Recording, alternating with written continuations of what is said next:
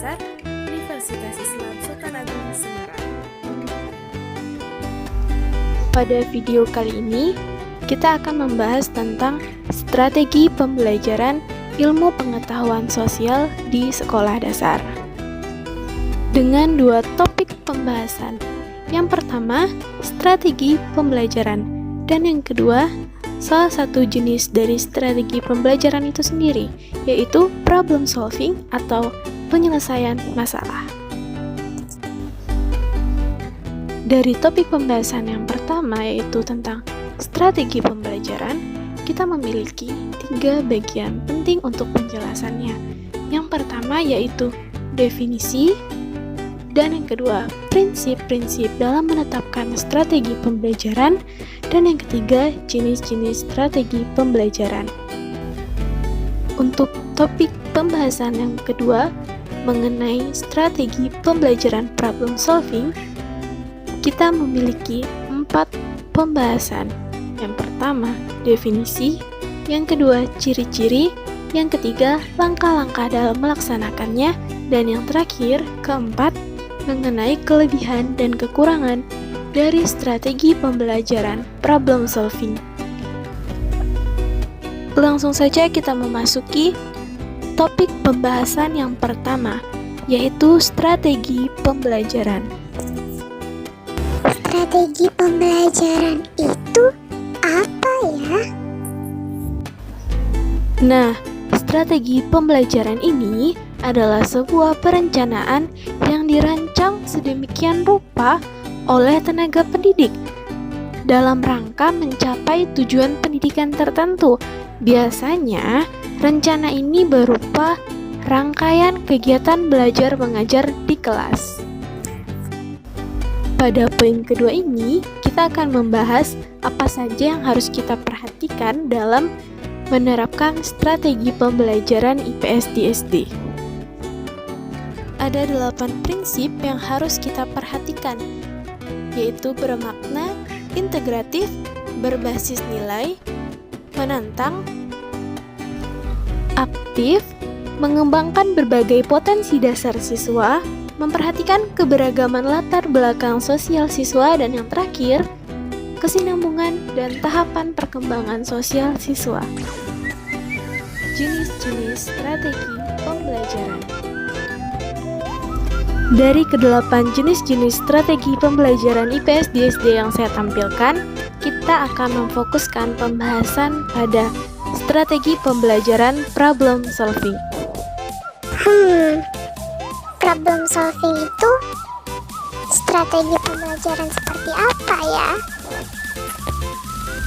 Menurut Simon, problem solving adalah suatu tipe pembelajaran yang melakukan pemusatan pada pengajaran dan keterampilan dalam memecahkan masalah, yang pastinya diikuti dengan penguatan keterampilan tersebut. Sedangkan menurut Hamalik, problem solving adalah suatu proses mental dan intelektual dalam menemukan masalah dan memecahkan masalah tersebut sesuai dengan data dan informasi yang akurat. Jadi dapat diambil kesimpulan yang tepat dan cermat. Jadi sekarang dapat kita simpulkan bersama bahwa strategi pembelajaran problem solving adalah suatu keterampilan yang meliputi kemampuan untuk mencari informasi, menganalisis situasi dan kondisi, serta mengidentifikasi masalah dengan harapan kita dapat menghasilkan suatu alternatif sebagai acuan dalam mengambil keputusan dan bertindak agar dapat sesuai dengan sasaran dan tujuan kita. Lalu, bagaimana cara membedakan strategi pembelajaran problem solving ini dengan strategi pembelajaran yang lainnya? Pastinya dengan mengetahui ciri-ciri dari strategi pembelajaran problem solving. Nah, di sini saya memaparkan 3 ciri khas dari strategi pembelajaran problem solving ini. Yang pertama, strategi ini identik dengan fokus kepada rangkaian pembelajaran atau pelaksanaan dari pembelajaran itu sendiri. Dan yang kedua, tenaga pendidik akan mengarahkan peserta didik untuk menyelesaikan masalah yang telah diberikan. Dan yang terakhir, peserta didik akan dituntun dan dibiasakan untuk berpikir secara ilmiah. Jadi, langkah apa saja yang harus saya lakukan untuk melaksanakan strategi pembelajaran ini? Ada 7 langkah dalam melaksanakan strategi pembelajaran problem solving di kelas.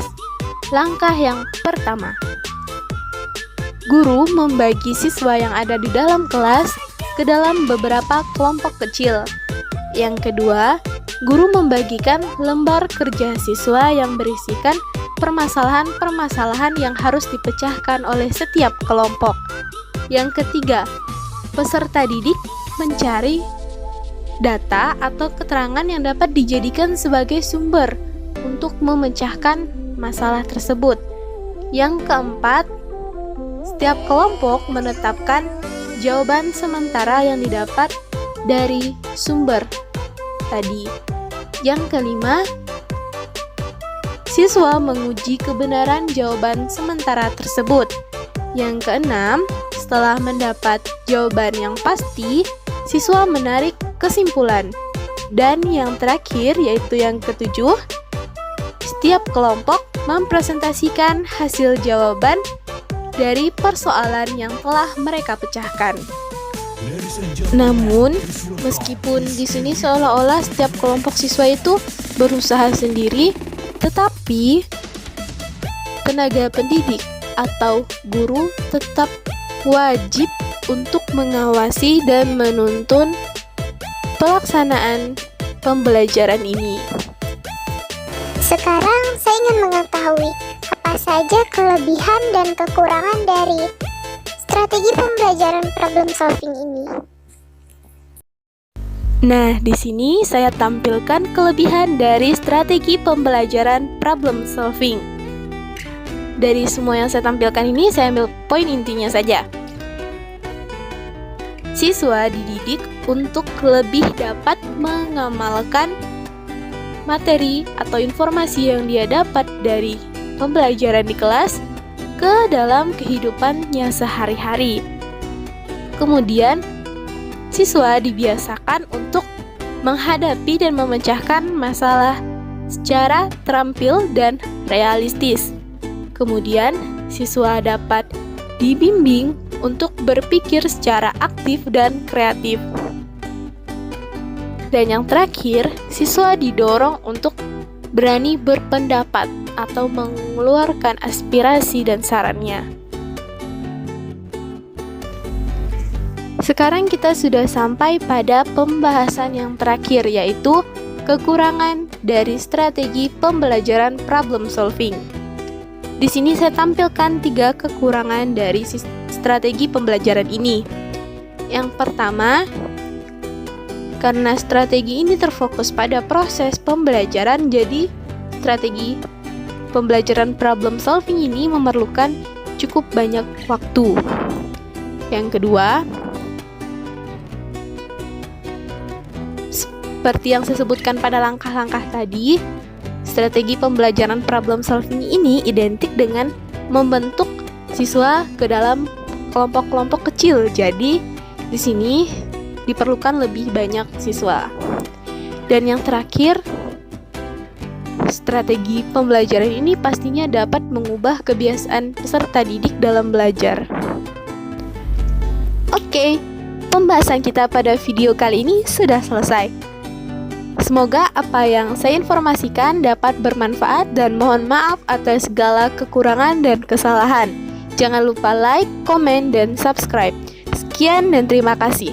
Wassalamualaikum warahmatullahi wabarakatuh.